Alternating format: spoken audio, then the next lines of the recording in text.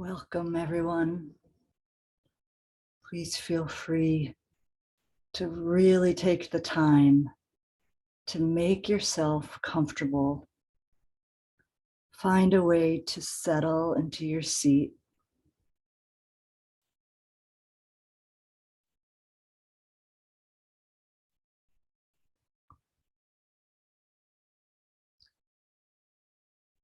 Find a way for your spine to be as long as possible.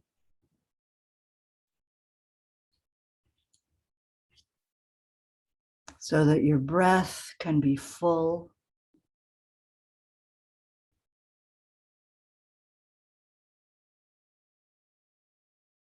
Your sitting bones can plug down into the seat.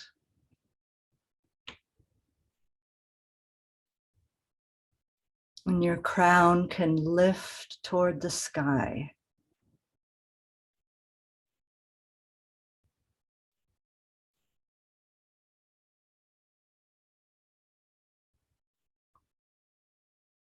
Your eyes can be softly open or softly closed with just a nice soft gaze, or you can be drawn further inward with your eyes closed.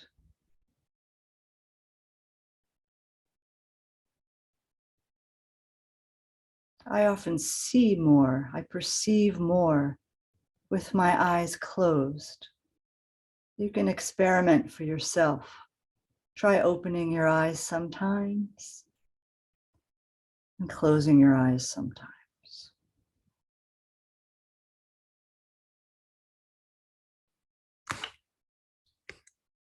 I'm going to be leading a guided exercise for maybe 35 or 40 minutes. And the thing that is most important is for you to be safe and comfortable. And you're the authority on that. So please do whatever you need to do to make this right for you. And hopefully it will be a bit of an adventure.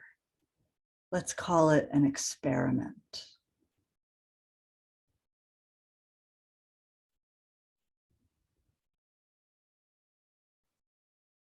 I hope to include 3 parts. In the first part, we'll explore the disposition of non-doing. The disposition of non-doing. How can we cultivate that disposition? In the second part, we'll practice moving awareness. Awareness is nimble. It doesn't have to be fixed in one position. So we're going to practice moving it down through the core of the body and out beyond the body. And in the third part, we're going to investigate a particular place in the body, a place that best embodies or expresses the capacity, the brilliance, the genius of non-doing. And that's a particular place at the back of the heart. So we're going to cover the disposition of non-doing, the activity of moving awareness around in space, and then the opportunity to settle awareness into the place of greatest freedom, which can actually prove transformational. It's incredibly valuable, and I wish that every kid was taught this in kindergarten. So I hope you'll have a lot of fun. And after this more inward experiential part of the event, we'll open it up for your comments and questions. And I hope that we can chat together. So thank you again so much for being here, and let's begin.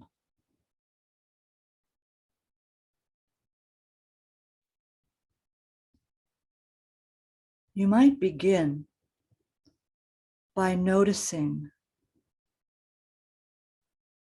that whatever you might actually have turned up here for, whether it's peace or love, self-love, stillness, healing, clarity. Know for yourself why you showed up here today. Well, what if we start there? Let's begin by knowing for yourself. Why are you here? What drew you? What is your longing?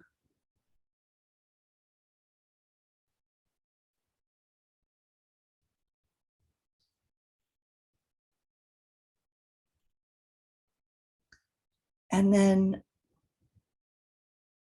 inquire as to whether that very thing might actually be here already.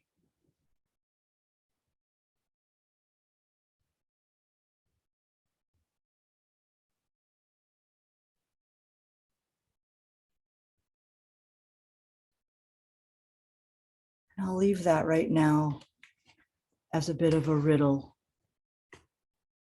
but it's often true that what we're seeking is already here. And all of the bluster and frenzy of activity of daily life makes it opaque to our gaze.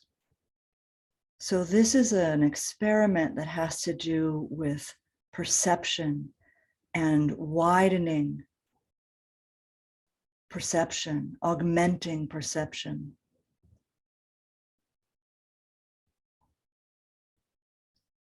But often it's just that the veil has to kind of lift.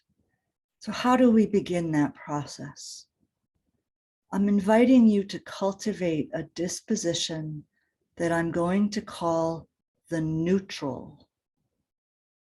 And the neutral was defined by an osteopathic physician working in the early 1900s, and he loved cars. Cars were just beginning their introduction to our culture, and he devised this name, the neutral, as a way to describe a state of potential where everything is possible. And it's actually quite a specific term that has to do with how awareness inhabits the body. What do I mean by that? Where is your awareness right now? Where are you listening to my words from in space?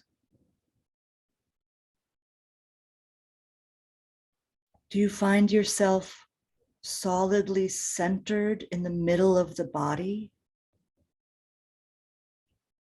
Or are you suspended up above the body, off to one side? Are you eagerly soaking up every word so you're kind of coming forward energetically to listen?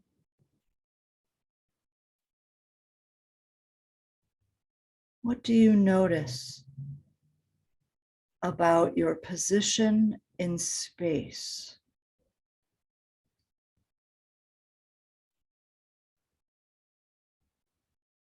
Can you sink an anchor down, land on the ground?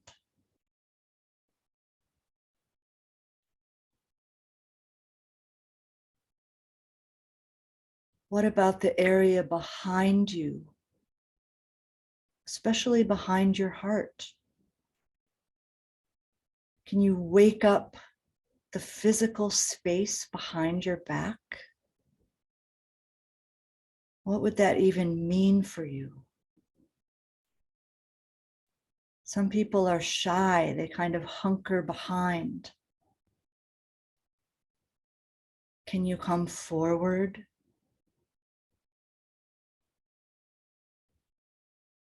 I'm inviting you to actually take up more space and to find out where you are more reserved, where you don't habitually inhabit the space both within your body and around the outside of your body.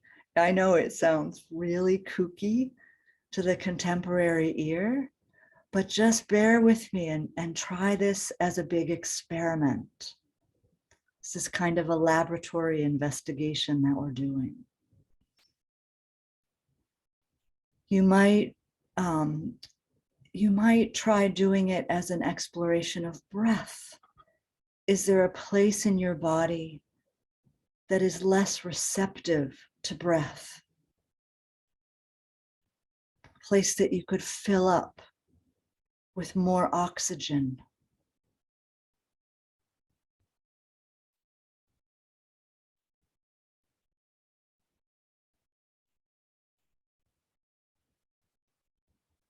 And then when you breathe out, can you follow the stale air out? That very stale air is feeding the plants on your windowsill and the trees out beyond your building. And you're receiving the gift of oxygen from those green beings in a very practical way. So we're exploring the ecosystem of our body with the environment around us.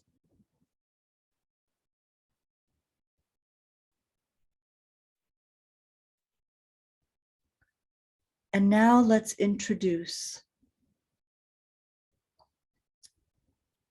the notion of non-doing.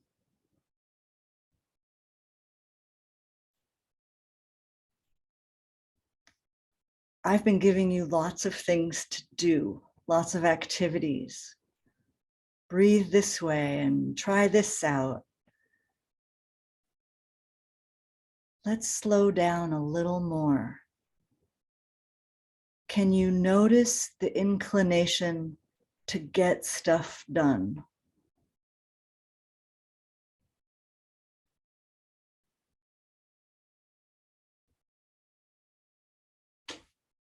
When most of us sit down to meditate or to be quiet, we turn on the manager of our experience. Do you know your manager? Do you know what I mean by that? What would it be like to simply allow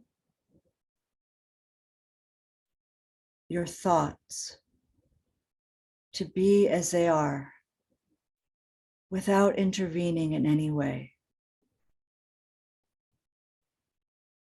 If you start daydreaming,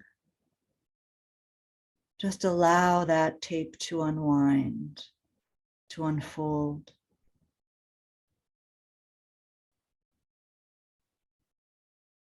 If there's thoughts that are less comfortable, that are in a tape, an uncomfortable tape loop,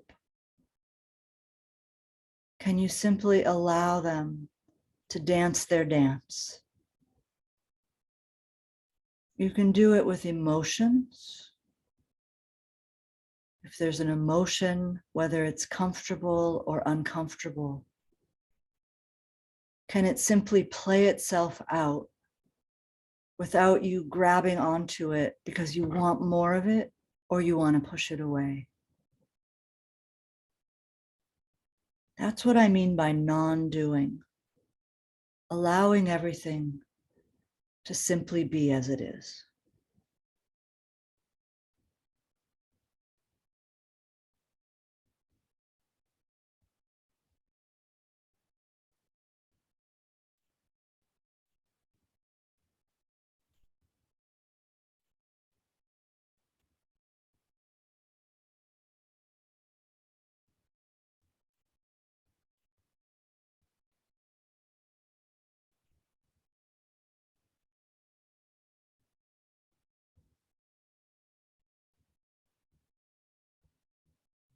You really can't get this wrong. because there's no way to perfect non-doing.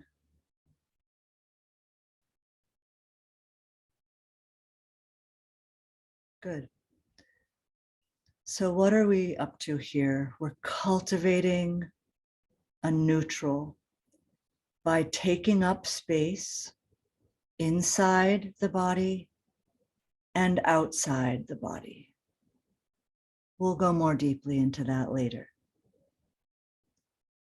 We're also cultivating a neutral by allowing what's true to simply be as it is.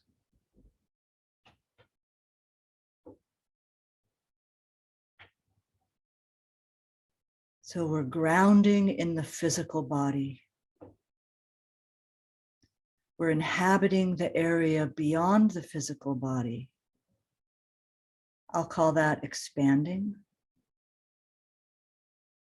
And we're allowing what's true to simply be as it is, to arise just as it is, and not to try to control, manipulate, or intervene with what arises. And I understand that this can be a tall order, but that's why we sit to meditate, is to practice this in our laboratory, so that when we are more actively engaged in our life, we'll have a foundation from our sitting practice. So that was a first taste of a neutral.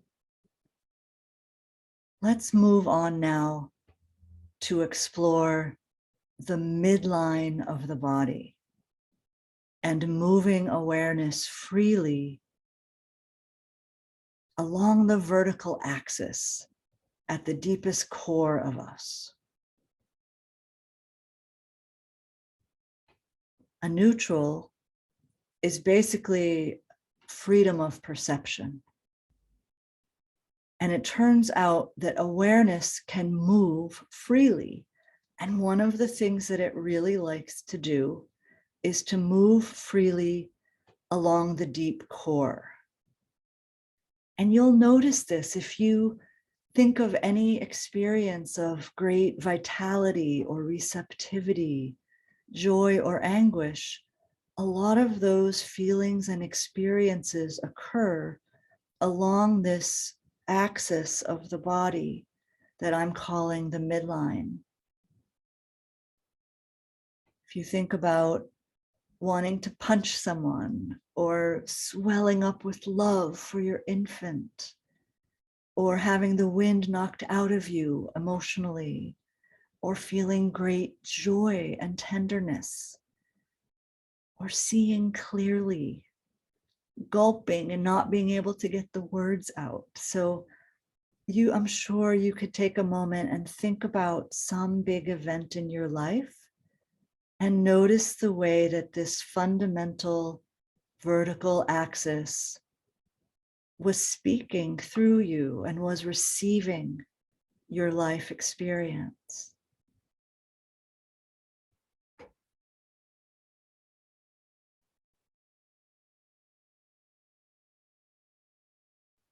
It turns out that this midline is fundamental to our development as embryos. Before we're born, as the embryo is growing, all of the functions of health are designed, are constructed in relation to this vertical axis in the core. Do you follow? So even now, as adults, we can tap into our health and our greatest functioning. We can optimize our well-being by opening up this core, by establishing awareness along the whole length of this midline. And because the midline is so involved with times of grief, as well as times of happiness, we'll often find that there are places that are opaque or defended along this very axis. And moving awareness along the midline can help to open up those areas and bring in the full spectrum of emotion and evolution. It's part of our evolutionary path, you could say, to establish ourselves in every nook and cranny, every condensation of energy along the midline. So please join me now. Notice where you're listening to my words from. And let's start there.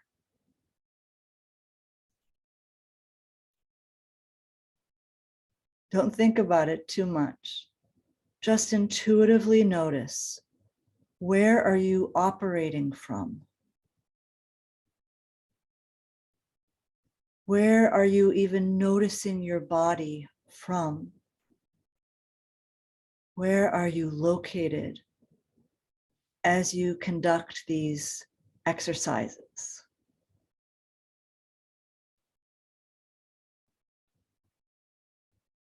For most people, it's a spot between the eyes and behind the forehead. Notice if that's true for you.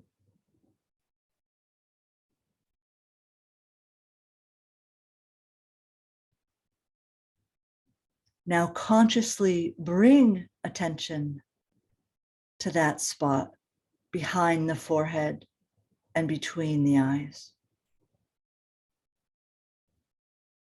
Many of us operate from a command and control center from this very spot. And it's actually terrific to accomplish certain things.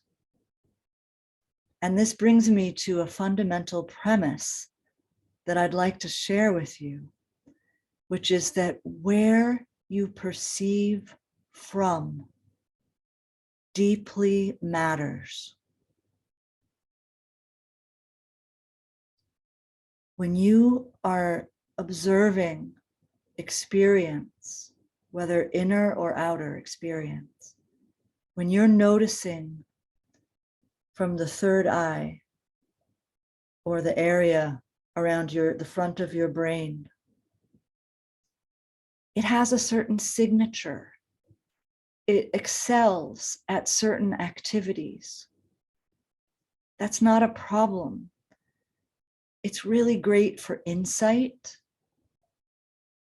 lucidity, for doing math problems, thinking, analyzing. The problem happens when we're stuck here, when awareness becomes fixed in this single location. We forget that we can move, that awareness can move. So take a moment longer now and really notice, what is perception like for you as you observe from behind the forehead?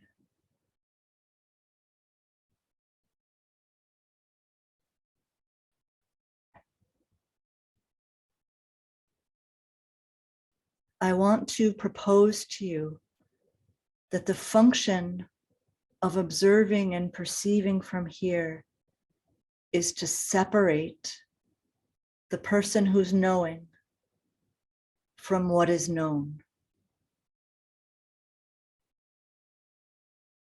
When we perceive from here, from the third eye, we are separate. We're separating ourselves from that which is known, from our client, from our child, from our partner, from our cat. And so it's really a good place to do science from, because science loves objectiveness. But what about the heart, which is the topic of our adventure today, our experiment. Let's start heading down toward the heart. Let's notice that awareness can actually release its grip from the head, and it can begin to settle down.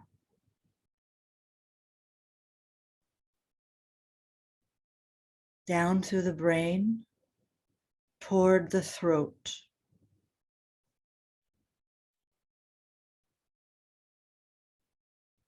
Good. Can you know your throat from within your throat?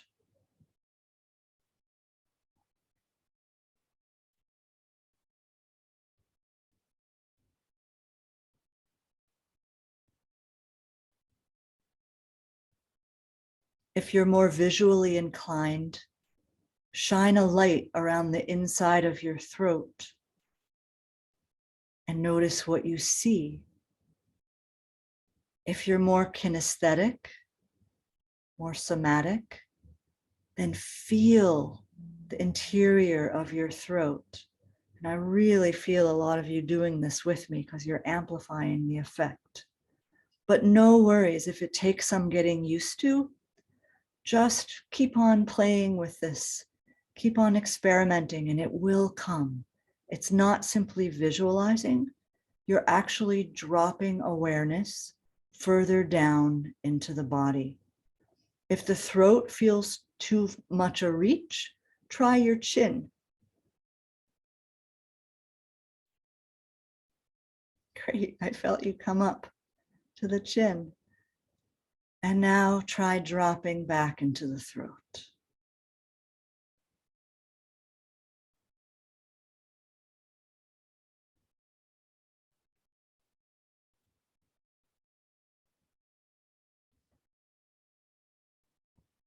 I invite you now to drop awareness, to allow awareness to settle down into the chest.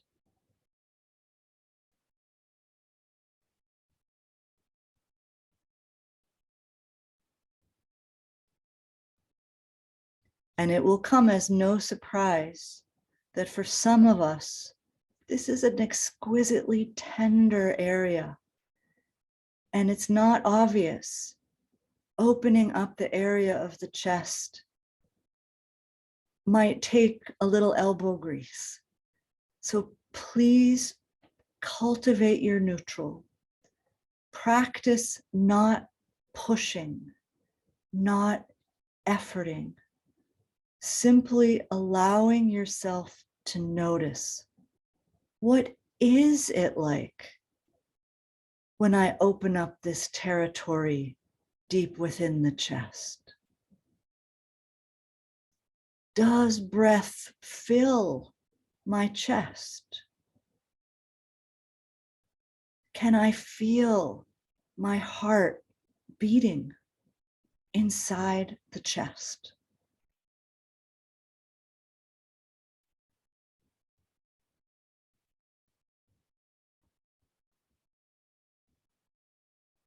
Can I shine the light of awareness around the interior of the chest?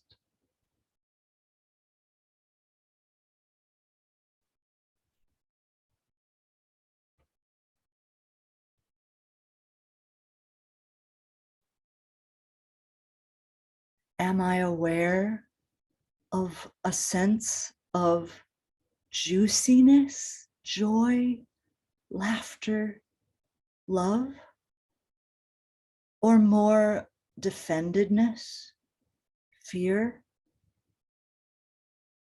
Your job is not to make any experience in particular happen.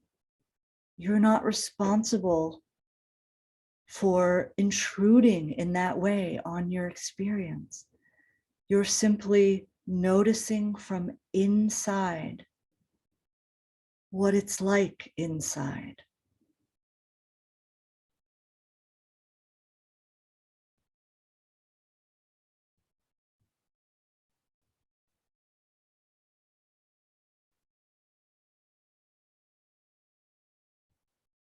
So let's get more specific now. And here we move into the third area of investigation. We're cultivating our neutral, which is a sense of wholeness, allowing, settling, and taking up space inside and outside, resting deeply, the neutral. We're allowing awareness to modulate, to move around, especially along the vertical channel deep inside our body. And in fact, you may try sinking an anchor down now even further into the belly, perhaps even into the earth. Good. Just notice that that's possible. And that's a very fruitful source of investigation in itself. Here, though, our interest lies in a particular place within the chest. So, tenderly bringing awareness back to the chest, remembering your commitment to keep yourself happy, comfortable, and safe. If this doesn't feel good right now, there'll be a recording. You can always return to it later. So I'm going to guide you now to a particular spot at the back of the heart. Let's begin by noticing the heart. Now, a lot of people are engaged with processes in the heart that have to do with emotion and feelings. There's even a sentimental way of thinking about the heart. I'm not here to practice that with you. Emotions may come, emotions may go. We're not cultivating an awareness of the emotional heart per se. What about the heart chakra? This is not that. The heart chakra is so powerful.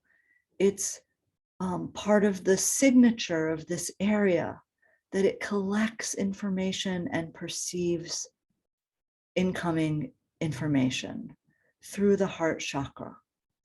In this case, I want to guide you to a place within the physical heart, but it's not necessary that you experience it anatomically.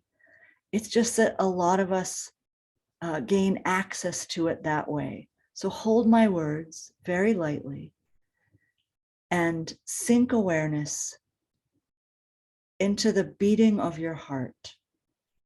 Come back now to that interior realm of the chest. And allow awareness to travel as far back as you can toward the back wall of your body. Good. There's a little tiny bit of the heart that brims over to the right of the spine. That's where we're headed. So you're in the sinoatrial node of the heart. It's the pacemaker. And notice how when you're listening to me say these anatomical words, a lot of you are coming up to the mental, like you're making it conceptual. And that's my bad for even naming it that way. But again, that can help direct your attention if you stay down and back. Good. Try taking a breath. And then breathe out even more than you breathed in. Now make as though you're breathing from the back of your heart. It's the very right-hand-most part of your heart. It's the very back of that part of the heart.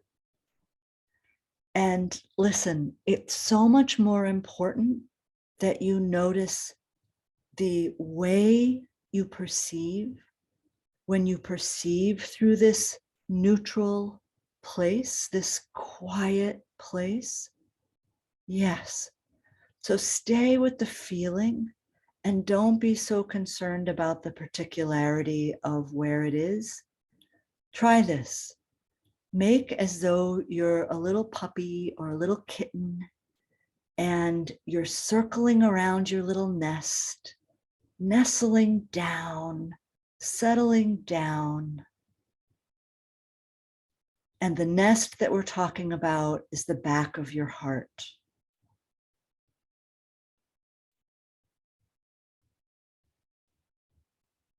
Because what's much more important than a particular spot is the shift of perception that occurs.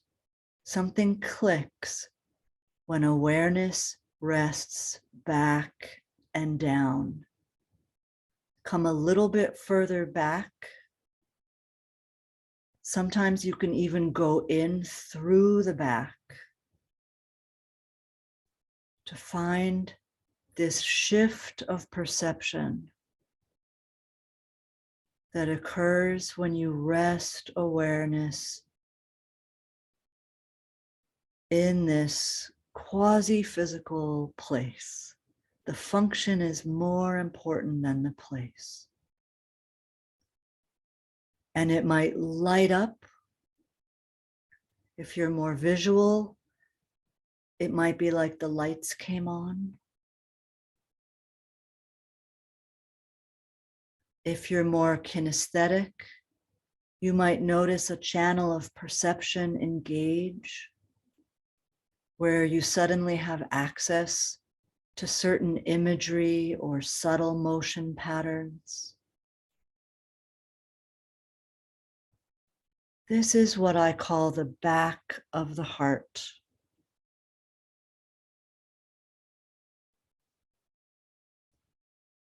I'll be quiet now for a minute so you can simply nurture awareness of what resting at the back of the heart does for you.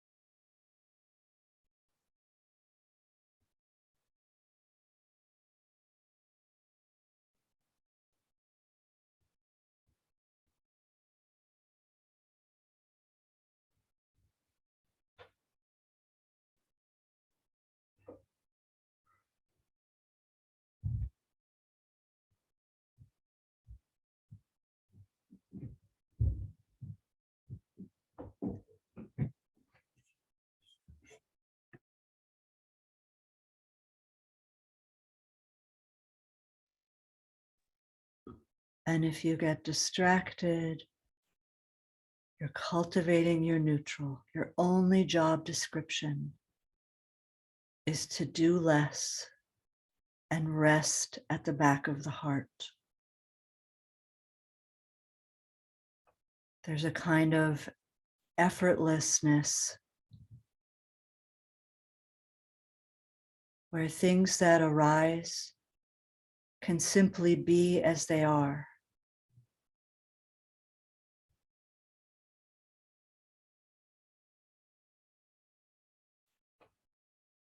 And because this back of the heart quality connects your individual self, your human being, personhood, with an immense stillness beyond form, the transcendent.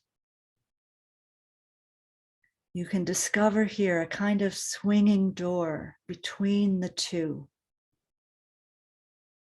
which invites familiarity with a very profound nothingness, stillness.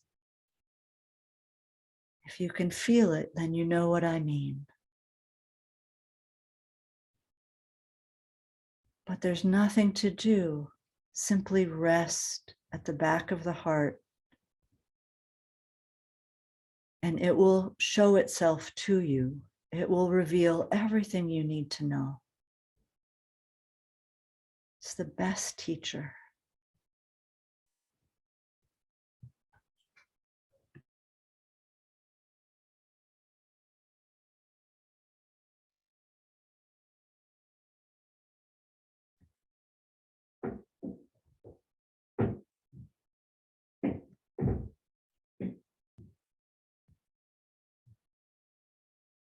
And as we bring this experiment to a close, just know that there's nothing anyone else needs to teach you about this. My guidance is simply an invitation to explore it for yourself and to practice resting at the back of the heart and notice what happens for you in your meditation practice and in your life when you engage from this profound place of deep connection with yourself and with others. And until the bell rings, simply practice resting and hopefully enjoying at the back of the heart.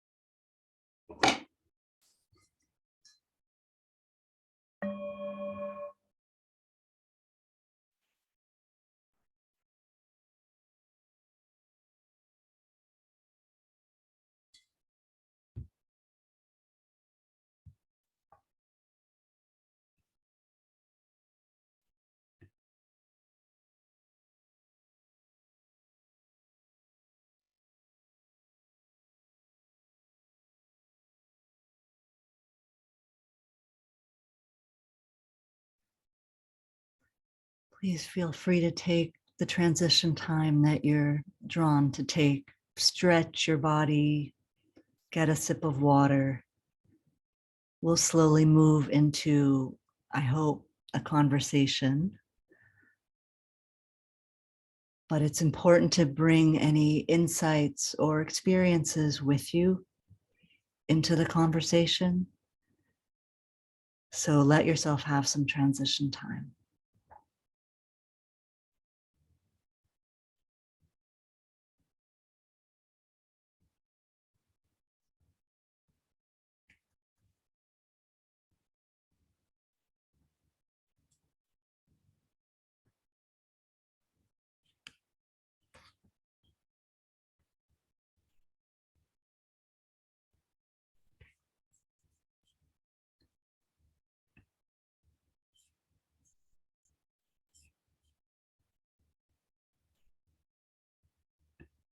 Hello, Jenna.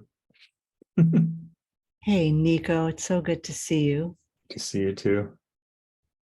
I just want to say, whenever I find myself going to my heart, I always have a sense of like a letting go, and a relief and a sense of expansion.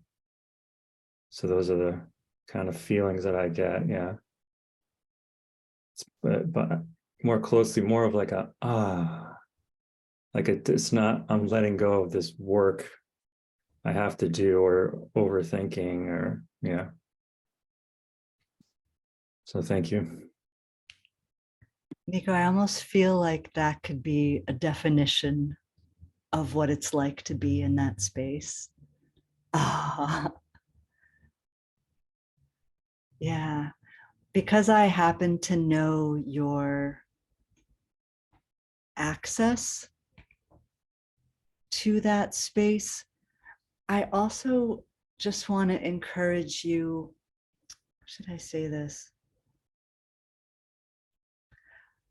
Like, I feel a little bit skeptical that you're not there already before you notice and before you rest. So I just really encourage you to keep on integrating your sense of what needs to rest with what's already resting, because you're so mature in your practice already that I just think that that might actually bring some surprises for you. Will you let me know? Definitely. Thank you. Sits with you? Yeah. Does that sit okay with you in the moment? Definitely. Yeah. Yeah. Like, as you know, my passion is so much about bringing this into every activity, um, and having this be the foundation of interacting with others and with ourselves. So I certainly know for myself how quick I can be to waver, to fall out of the neutral. But more and more, I know how we can just rest there, and at intervals, something will knock us out of our center, knock us out of our neutral. And then we can return, like you're pointing out to us. But eventually, it really becomes second nature. It's almost like an animal would do, just sort of inhabiting the body and allowing awareness to move freely. Yeah. And then when something knocks us off, then we can settle, ground, expand, and allow. But Nico, I'm definitely enjoying that description of it, and I might even have to quote you in the future. Sounds good. Thanks, Feel Jenna. that. Thank you very much for breaking the ice. Jenna, could you just say again, or Nico, could you say again what you said? Because I had to leave the room for a second. Nico? Yeah, it's just a sense of like not having to do with all this work or analyzing or figuring out. It's just like a sense of, like an and expansion and resting and an openness.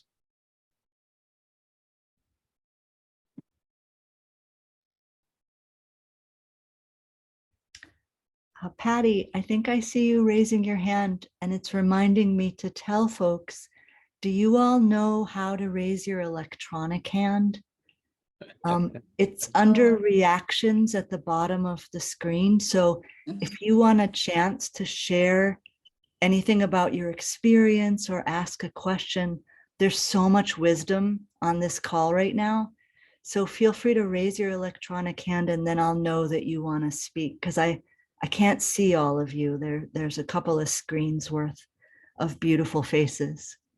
So let's turn to Patty now. It's great to see you, Patty.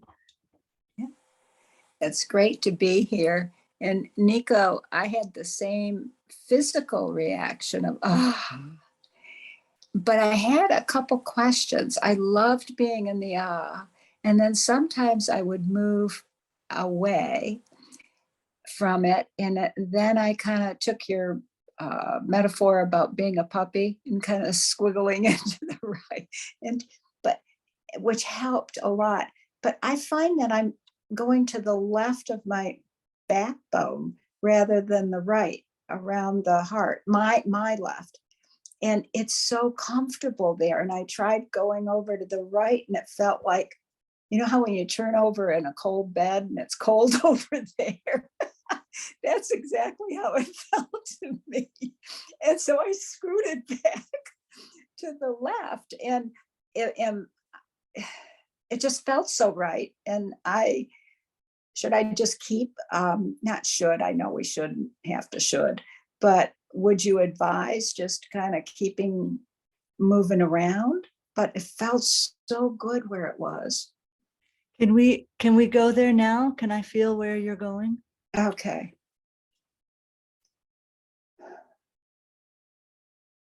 Yeah. Give me a minute. No, you're already there. It's all right.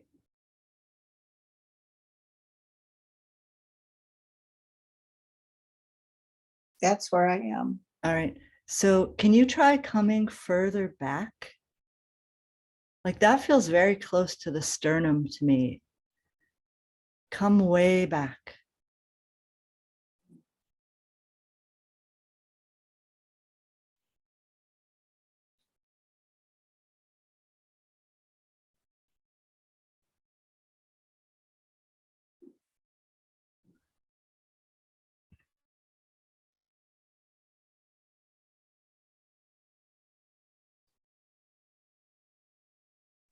And everyone can do this with Patty and me.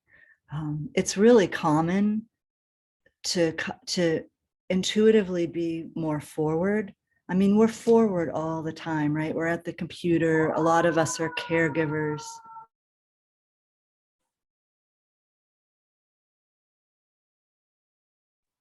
Trying to avoid some sirens in my neighborhood.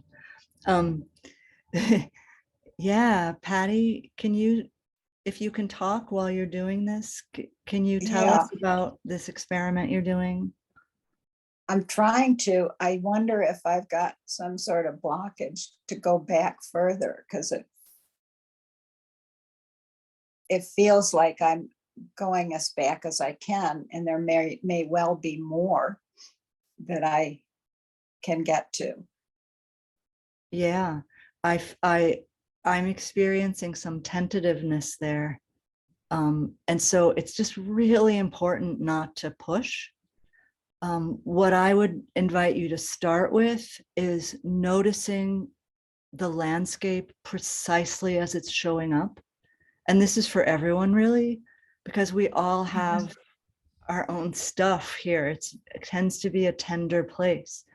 So, and even if it's not tender in the sense of vulnerability, it can just be unfamiliar. But Patty, in your case, I really don't think it's so unfamiliar. I happen to know you. So I think that it's inviting greater awareness. And if you start by really investigating what is that like it feels like I want to stay on that place to the left of my sternum. I don't really want to come over to the right. It's like a cold bed. Then really notice what that's like. And the investigation will lead you forward. It doesn't have to be conducted from up here, as you well know. And I really want to hear how that goes for you. But my sense is that because you're such a heartfelt person, I suspect that there's just some really entrenched habits of how you engage from the heart, and that it might simply be an invitation to get familiar with the other, like other channels, other. It's almost other channels of perception. Like you have very strong grooves in the caregiving, putting out, and thinking, going up to thought and left side of the body things. But that's more of an interpretation. I think it's much more interesting to stay with the phenomenological, stay with the feeling, and get to know it. And it will lead you forward. Yeah, I love the question because it's not always obvious. And the most important thing is to go slowly and not to push and to let it show you. So I really appreciate the opportunity to say that. Thank you. Thanks, dear. Mary, I think you are up next. So Patty, I had a similar feeling when I was first introduced to this by Jenna. And even though Jenna was always, saying the words, for some reason, I kept trying to find the place coming in from the front, like trying to penetrate to the back from the front. And and then just, I don't know, a couple of years into it, I randomly, like Jenna's words, I just visualized myself walking up to myself from the back, like literally not coming in from the front, walking up to myself from the back. And then there it was, and it was qualitatively different. So I don't know. I just know my experience of at first efforting to find that place and struggling with it a little. And then it was just that shift of entry point that really sunk it for me, or really where I was able to locate it and inhabit it. But today was wonderful. It was such a relief after a kind of a rocky week last week to reside there. So I'm just so appreciative for that. So glad for your sharing, Mary. Thank you. It's really hard to convey, like it's easy to underestimate how it's a qualitative difference in perception. And I don't know that I actually express that so much in the guided meditation, that what we're looking for is a holistic shift of perception. For me, actual channels of perception come online when I know from this place. The other thing I want to say in this context is that for some of us, the internal body, the inner being is so well integrated into one whole that you simply will not experience the heart or the SA node as a separate identifiable place. And I wish I had said that at the time. But for many of the people on this call, I know you're going to be looking more for the functioning that comes online when you drop awareness into that place, more than looking for an anatomical location or even looking for a particular part of your body, because that part of your body gets subsumed into wholeness and it's no longer evident. But that doesn't mean that heart perception doesn't happen. Yeah, and even like with Patty's question, I felt like we were really talking about areas, regions. Like for some reason, the sternum was very evident, and I don't know why that is. But if you can think of what your heart has been through emotionally, medically, and this is for all of us, like this is a really hard-won, hard-earned part of the body. And so even if energetically you're well integrated, there still could be particular places of grief or injury that need healing, that are longing to be illuminated. And this practice can actually invite awareness to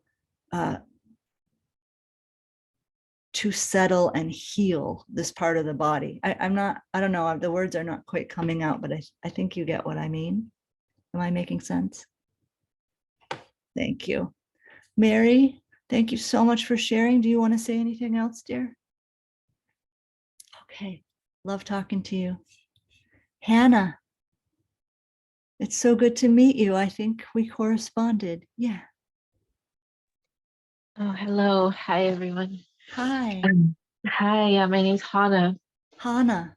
Yeah. Yeah, I've just been sitting here with a lot of tears falling. And Yeah.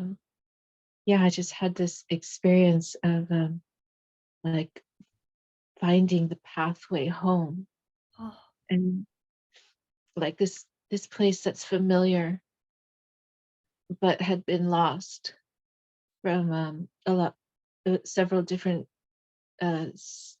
sequential tragedies in my life. And so it was like I had been in a daze, not like it's a little bit metaphorical, not like today in a daze, but like in an embodiment way of like just even forgetting about home, like what home feels like, what home is. My house burned down in a forest fire, like 2 days after a long process of my dad's death, and it was like and then some other things. So I've had like a long period of shock and trauma. So I just couldn't find it. And then sitting here with you and the guidance and then it really came. The tears just came the second time when, and I'm sorry, I don't remember his name, but the first person who shared the second time when he said that and I just, yeah, it was like I just haven't I just haven't had an for a very long time. oh. And then all these tears, and it just feels kind of like I have to make space. Just that's what it is here, to be home after being gone for so long. And home isn't, I still don't have a home actually, but home is here. Oh, that's So gorgeous, Hannah. Yeah, just home is that's the other perfect word for this place, is home. yeah. Yeah, and I'm just, Go ahead. oh yeah, and I'm just like, yeah, and I remember, but I feel like there's now like an it's an ongoing remembering. It's not, it happens once. It's like they're like what you're saying, like the rest of my life could be like this remembering how to live here and be here and interact here. And that just that I'm like curious now about that sense of the open door, kind of like that gateway to the infinite, and then into the world of form. Yeah, because that source, that infinite, is what can hold all the terrible things that we can't. I mean, what you've been through is unimaginable. How could a human being hold those things? But this is what can support you and hold it. And it's right there with you every instant, which makes it a very valuable resource. Absolutely. Yeah. And the flow of your tears is so beautiful to be with you as those tears flow, because this is a place where things tend to get stoppered up, right? And I think you're also a biodynamic practitioner, like many of the people on this call. And so you know that health is about what flows, what can move, the fluids. Yeah. And so I I'm so grateful for you sharing with us. Thank you so much. Thank you. Thanks for offering this. Yeah.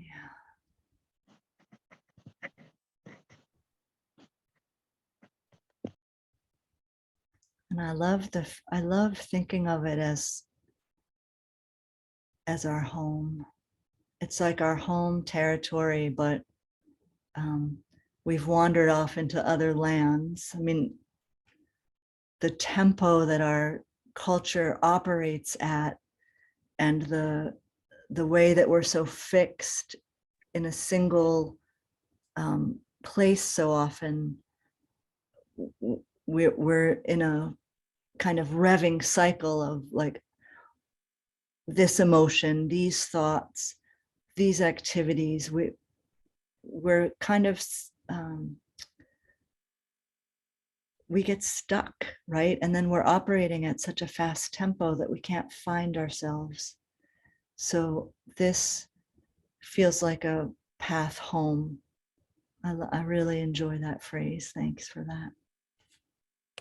And I just want to say one more quick thing is it's Great. just giving me a sense of the just like these great expansive wings behind me, like angel wings. They feel like, and almost like a the way buoys would be on a ship, like, you know, just like extending this sense of buoyancy of like for my front body and my engagement interfacing with the front world. It's like, wow, this is like vast resource behind me, and it feels like big wings.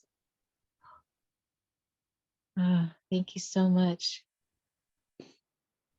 That's glorious. Thank you. And that's giving more kinesthetic images and visuals for Nico's and I think you had said that when he described that was when your tears flowed again and you felt so strongly. Yeah. A friend of mine calls that spot behind our heart where our angel wings got clipped when we came to Earth. That's a beautiful image. And it's really, you really have to go far back in the body to find the spot that I'm talking about. It's like Mary was saying, it's almost easier to come forward from the back than to come back from the front. I love it. Petrus, can we talk to you? It's great to meet you. Hi, Jenna. Hi, Hi. everybody. This is very wonderful. Thank you. Oh, Can you hear me okay? yeah, very well. Yeah, it's interesting to notice the third eye as the thinking part, because I noticed in the exercise that my consciousness seemed to be like kind of back here behind my neck. And when I thought of like going to this part, that felt heady and kind of, I think I've spent a lot of time in my life there and don't really like to be there too much. Unless if I'm analyzing things, I guess. Yeah, I was just curious about the feeling of that consciousness more, almost like behind my throat, instead of behind my heart. If I spend a lot of time there. Do you want to try going there now so I can feel what you're talking about? Are you saying it feels yucky when you're back? When you No. It feels actually to go to the third eye part, that kind of like. That felt more fixed. That felt more like fixed and sometimes a bit controlling. But Yeah. what I notice is that I spend more of my time kind of in that behind my neck or around that area. Have you heard this? Even when I get stuck, I tend to kind of, I'll be doing this. I'm exaggerating, but it's like, I guess if I come from a place of scarcity, I'm kind of doing that. Yeah. I mean, I guess there is some part of the heart too in there. I don't know. It's more of a kind of a more expansive way of perceiving things. Do you mind me sharing an observation? Yeah. I mean, I feel like this, your in your chest is quite available right now. Quite available. Available in this moment. Yeah, it is. Yeah. So is there something that's drawing you up just beyond, is it just habit that? I don't know. I just noticed that that's where I felt my energy was Yes. here. And, but that there's also the heart. I don't know. It's like an expansive kind of sense.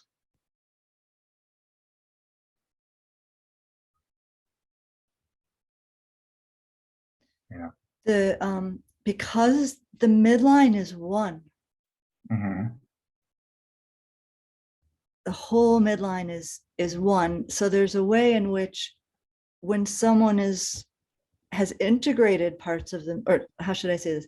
When parts of the midline are open, then that part of the midline is it's harder to find the separation between the parts. Okay. And so, like, I don't feel this as much with your lower body, but it feels like the upper poles feel established and like they're very connected. So it might be that I'm introducing more sense of separateness between these areas in an educational Right. framework than is helpful for you. But I will say that what you're pointing to, you know anatomy, that the at the external occipital protuberance at the back of the head, let's say, Hmm. is the back of the third eye. Mm. If you've ever seen diagrams of that, Hugh Milne talks a lot about that information can come in through the back and then come out through seeing in the front. Gotcha. So I could see why you would be linking it to the third eye as well as the throat, like you said. Yeah. So where does this leave you? How are you doing? Well, it's interesting that the moment you mentioned like the upper part, I was actually noticing, oh, it seems to stop kind of around my solar plexus. Yeah. And then I don't know how connected I am down there. It's almost like there's something there. But you're saying that awareness can go all the way down. That's right. Like throughout, yeah. And I'm It's actually almost like there's a lot here. Yeah. and then it kind of stops in my solar Exactly. plexus. Yeah. Exactly. So that awareness is like gold for you Hmm. because now you can run with it, Hmm. right? Actually recognizing the truth of that is very powerful. Right. Yeah. Yeah. Yeah, because then you can begin to open up the lower pole. And of course, I didn't say this in the meditation, but I was suggesting that that where you perceive from matters, and that there's neither bad nor good, but each place has its own strengths. And so the strength of the heart, and the back of the heart in particular, is that it unifies the one who knows with what is known.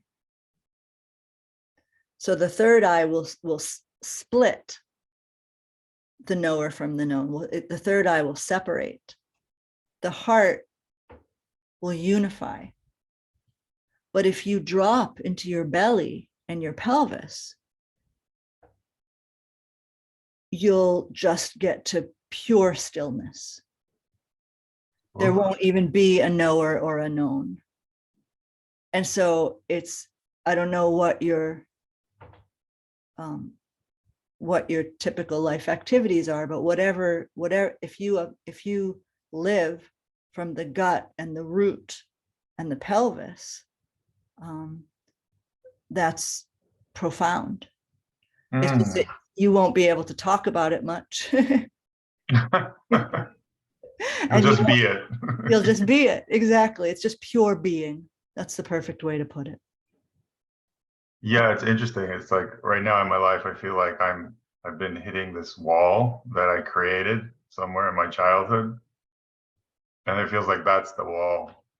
Oh, wow. Yeah. Like it's almost this wall that's keeping me from really deeply rooting um in myself, but also with others, you know, Oh, deeply connecting, deeply loving and being loved. Yeah. what, there couldn't be a more important insight then. Yeah. Yeah. Yeah. Will you feel free to let me know how it goes as you explore? I'd love to. Yeah. Yeah. Yeah. I think I'm ready to open that up. So I'm that's good. so glad. Good to notice this in my body because I hadn't noticed it in this way before. Oh, that's beautiful. Thank you. Thank you. Thank you so much, Petrus. Thank you. Thank you. Good to meet you. Yeah. Carrie. Hi. It's nice to meet you. Can you unmute yourself? There I am. Hi, Hi. can you hear me? Yes. Hello. It's nice to meet all of you. It's And great to meet you. thank you. My situation is has been, gosh, I just feel so how to describe because especially when we were going to here in the beginning and talking about coming down to the heart. Well, I have this condition that there's a lot of controversy between neurosurgeons and brain surgeons and all kinds of different testing and scans and everything. There's a big disagreement between these people as to how to treat me, and I'm exhausted from it all. Yeah. And I have this condition called pulsatile tinnitus, so I constantly, never ending, hear my heartbeat really loud in my right ear. And so it's interesting through the last 4 years on this journey when people say, connect with your heartbeat. It's like, it's like I've come to this place where I can now sleep. I can now just kind of, and it isn't at all about gaslighting myself. It isn't about not acknowledging it. It's about deeply going into what I'm hearing. And there are times when I will wake up at 3 a.m. and it'll be super fast because it's whatever, my heart is doing, I hear. And I'm exhausted. And I just want it to stop. And I don't know if it will. And I got so many differing, I don't know if any of you, I sense many of you. Excuse me if I'm being intrusive in any way, but I'm here. And I do sense that many of us have gone through medical situations like this where there's no answers or there's a lot of controversy and I guess I'm here to ask you if you have any insight.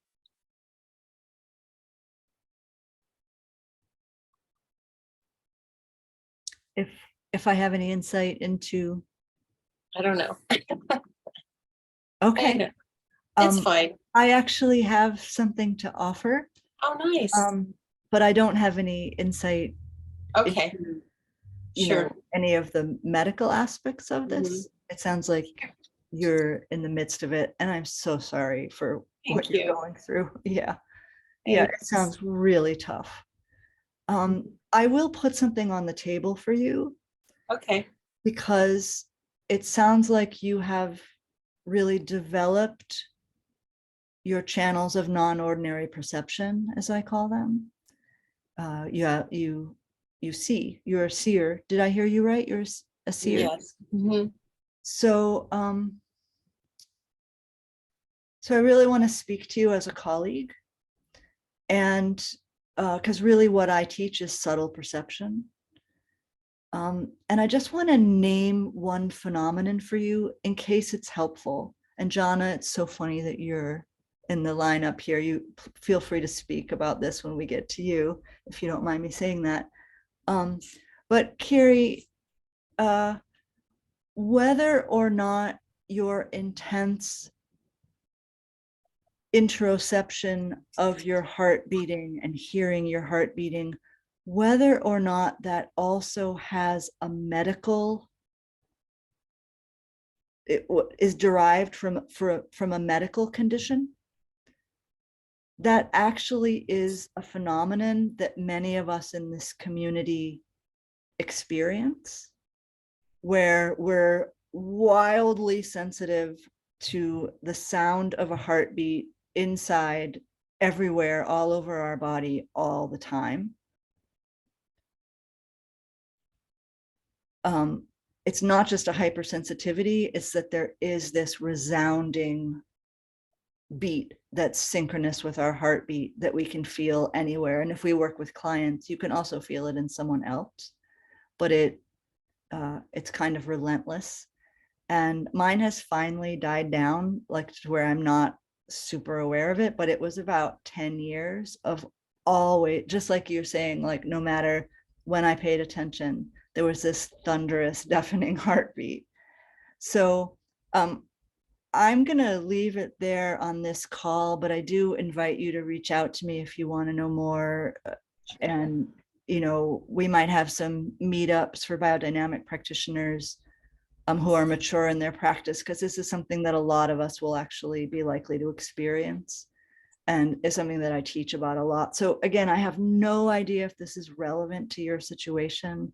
And I'm so glad that you're pursuing a medical, you know, you need to, if you need help, then I want you to get it from the medical establishment. But there is this other phenomenon that you maybe want to look into, and maybe it's contributing. And then maybe that can actually reassure you and make you feel less grief about it, because then you can just sort of say, oh yeah, I'm feeling that. And that actually represents a mature stage of practice, and it's not something to worry about. In addition to what, you know, I just don't want to discount the medical side of what you're talking about. Oh, I hear you. I understand. Okay, Yeah, I get it. I appreciate it. I really do. And great. yeah, here I am. So Please thank stay you. well and feel free to be in touch. Okay, thank you so much. You bet.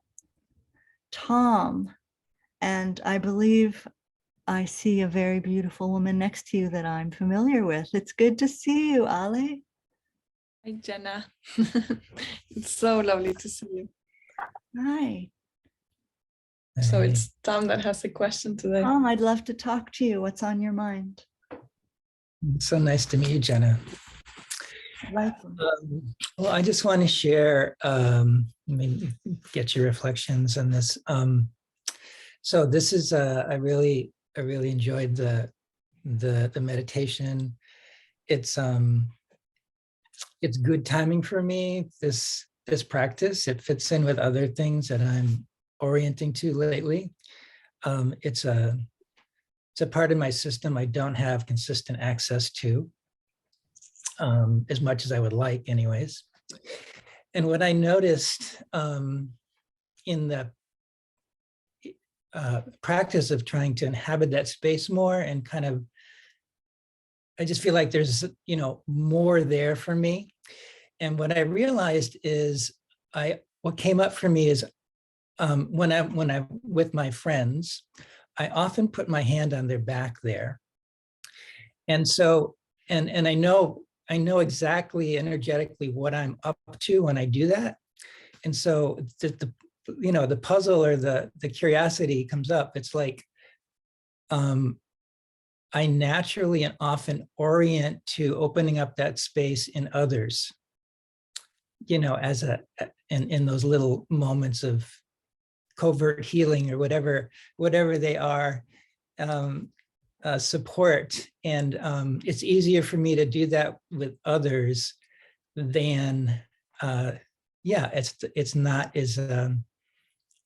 it's not as flowing and automatic for myself, and, of course, I was trying to visualize doing that for myself. And that feels like a good direction to go, but it wasn't like an automatic, like it is when I'm with someone else. So, yeah.